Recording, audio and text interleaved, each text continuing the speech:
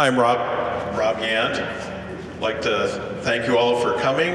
We're going to start our dedication now. I'd like to introduce Aaron Ziemer, who is the news director for the Marshall Radio, and he's going to be our moderator for today to make the introduction. So, Aaron Ziemer. Thank you. What a great day for this event. It is absolutely beautiful out here and a great setup. And when Rob asked me if I was going to be willing to come out and do this, I said, yeah, as long as I get to shoot in the simulator. He didn't tell me they're going to put it on the hardest setting, though. So we'll go ahead and get started. We have a great program, a lot of people that did a lot of work to make this expansion happen. So we're really excited to have those people here. And let's start with our mayor, Marshall Mayor Bob Burns.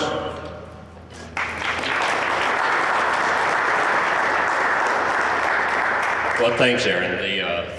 Is this too loud here, or is this coming through okay?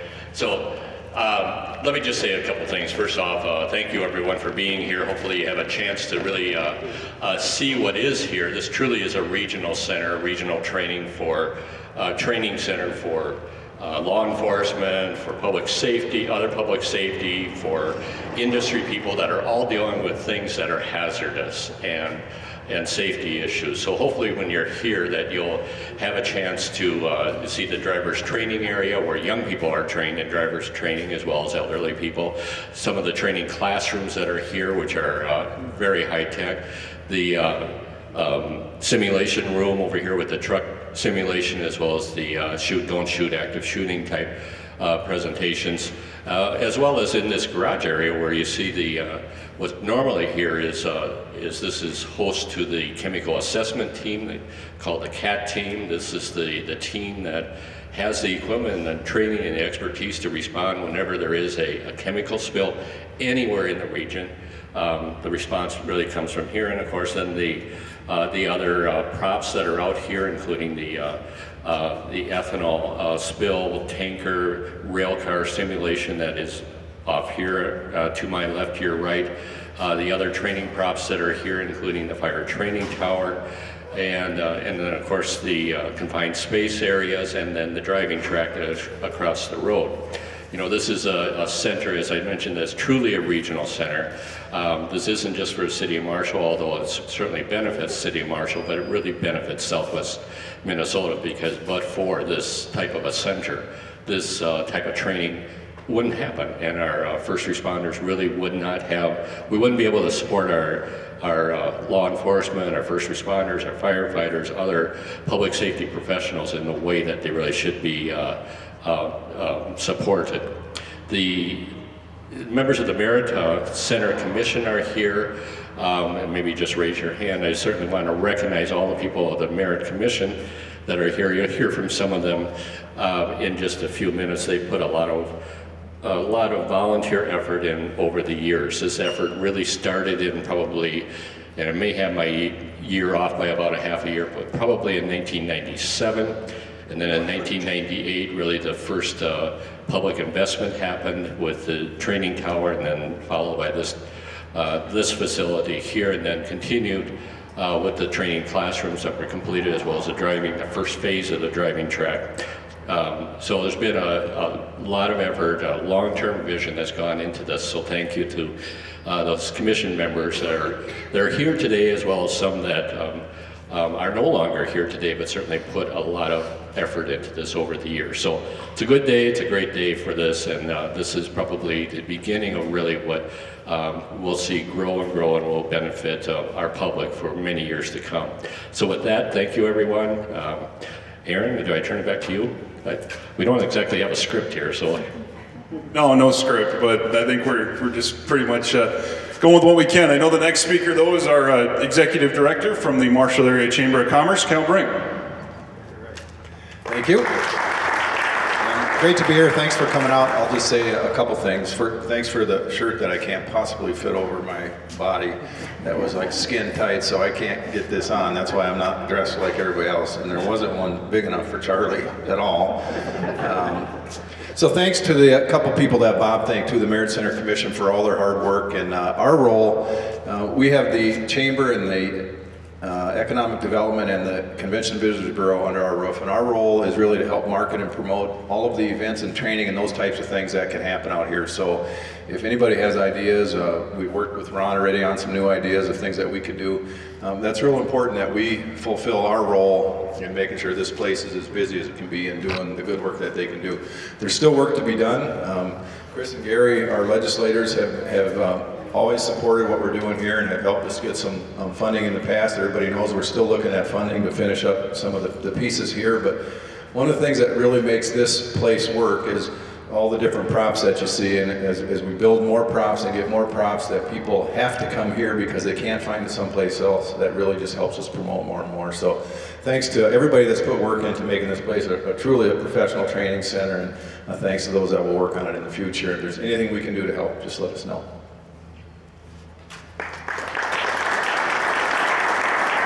All right, we'll move right along. A couple of people worked very hard up in St. Paul to make this happen. First, we'll start with our Senator, Senator Gary Dames. Well, thank you.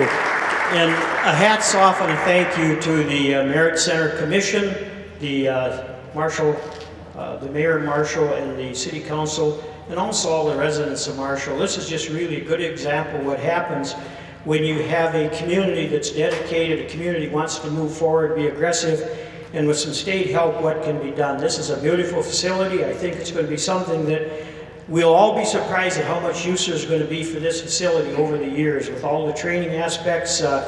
It goes all the way from the youth all the way through adults and into the public and the private systems. We'll get a lot of good use out of this.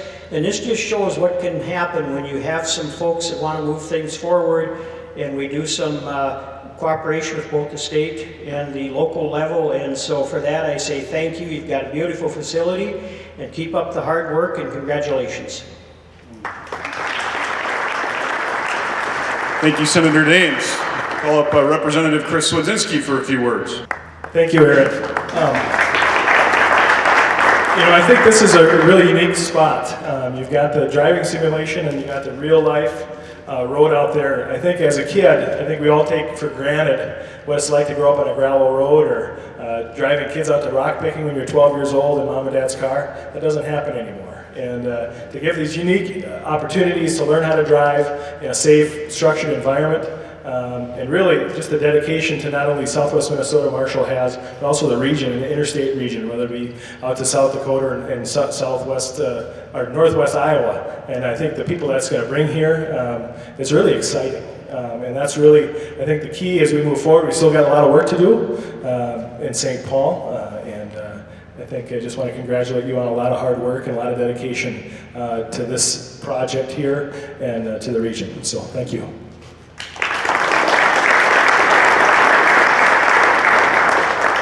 Before we call up our last speaker here, we do want to send a thank you out to Terry Galswick, of course, from Minnesota West. The president's here. If everybody wants to recognize him, Terry's here. Let's turn it over to our Merit Commission Chair, Ron Wood, or as I know him, President Ron Wood. I think they wanted me last because they don't want to let a president get up here and start talking, right, Terry? We know how to just keep going and going and going. So, and I am pleased. It's important that Terry is here today because the partnership that has been between Minnesota West and this organization here has been long-standing. I can remember the first time that I sat on, I don't know if it was a commission then, and Rob, I can't remember, what we just got together? Just a board. But that was back in 1998, and I would be remiss if I didn't thank one other person, Stan Brewer, because he kind of struggled through all of those years of trying to get money to keep it moving forward, and he never gave up. He's still a member of the commission, and we kind of share stuff, and I'm hoping to move it to its next phase. We want to fill this place up. We want people over there all the time. We had a class, we were kind of saying, oh, what if it rains? We can't get in there because we've got a class over there on the one half of the room. And we have high school kids in here in the driver's ed all the time. And now what we want to make sure is we continue to move forward. And I thank our legislators for making such a valiant attempt at trying to get us through, and we'll be right back with you next year trying to get it through. So it is important that we have this. And some of you don't know where I live. I don't live in Marshall. I don't live in Lyon County. I live in Nobles County in Worthington, Minnesota. This is a regional place. And it's so important that we make sure that we have the buy-in across the whole region. Because we need the firemen coming from Rock County or from Murray County. We need police officers coming here to get trained. And one of the things this does, think how long it takes to get to Fort Ripley. That's a haul. How many volunteer fire department members are going to say, well, I'll go up there, but I got to really be at work, whereas they can come here and be here within our service area within an hour and a half instead of 2.5 to 3 hours. This is what we want for our region. And this is what we've got. It's a beautiful place. I thank everybody for being here. I thank all of the people who have done such yeoman's work over the last 18 years. So thank you again. Enjoy if you haven't seen everything. And otherwise, thank you again.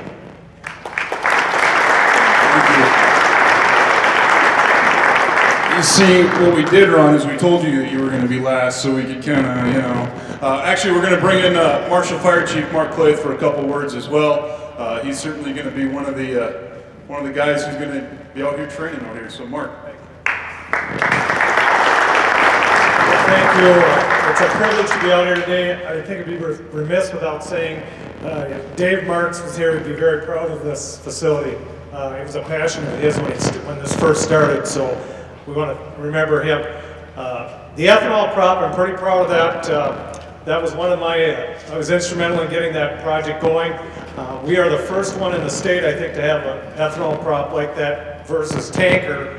It's a multi-simulator. And in talking to the CAP team, we're going to add a few things to it. We're going to have them drill next Tuesday and modify it some more. So we're honored to have that out here, and I think for the firefighters in this region, this is going to be a great facility with the driving track and all the props that we have. So to the commission, to the city of Marshall, to the legislature, thank you guys for taking care of us out here. We appreciate it.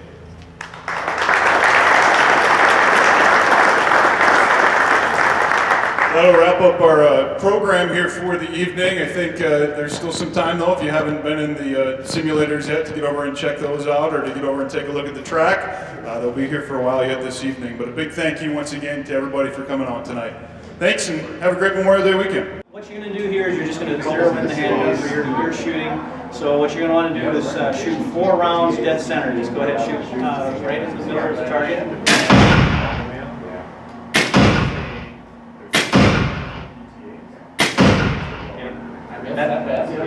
Yep. That's where it's saying is center. So there, now you're zeroed in. All right. Okay. Now get ready. All right. Okay.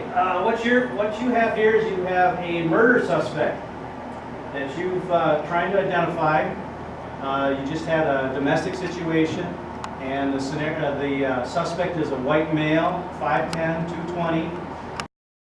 Wearing a khaki shirt, cut off sleeves, and blue jeans.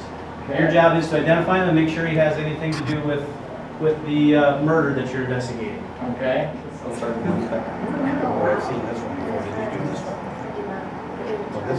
What? And this is where the officers are usually talking to the guy. Hey, I need to see your ID. We just had an incident over here. You may be involved. Just walking, man. Get your hands out of your pocket, okay? Big hassle, man. Got something else better to do? I need to see your ID. Let me see your ID. Show me your Relax, ID. man. I live across Slowly the street. remove your I got ID from ID. Just chill out, man. It says it right on there, man. That's my house. You can check it out if you want. Okay, good. Now we have, with this system, we also have the opportunity to change the outcomes and how the actors react. So I'll replay this for you. Same scenario, same backstory. Okay.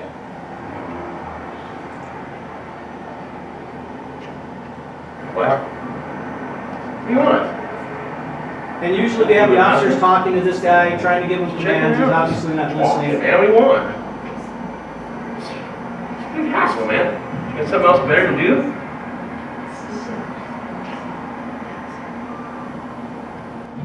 What's your problem, man? Look, I live right across the street, and I just let me get you some ID. Just hang tight, man. Just hang on. Okay, I think you missed him because usually if you do hit him, he usually falls backwards. So I'll replay threat started, and this actually that you got him, but I think the scenario ended about the same time. So that's actually very good. Oh, good. But you can see where they show that the threat started is right here. This is how far back you could possibly been starting to use deadly force. Is when he's reaching over in here. He's not obeying your commands. You're telling him, "I want to see your hands," that sort of thing, and he's not listening. And you may be justified in using deadly force. You need to articulate that though. Okay, you want to try a different one?